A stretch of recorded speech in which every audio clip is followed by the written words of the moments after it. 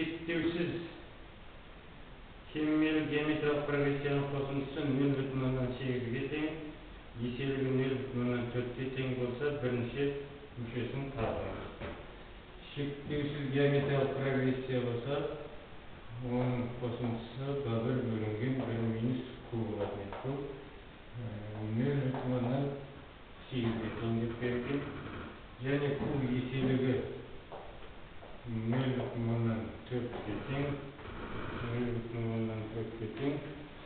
Енді табымыз керек b1'ді. Орнына қоя саламыз. b1 бөлінген 1 минус 0,4 тең 0,8'ge. b1 тең болады 0,8 көбейту 1'ден 0,6 болады. Сонда b1 тең 0,48. Cevabı 0,48.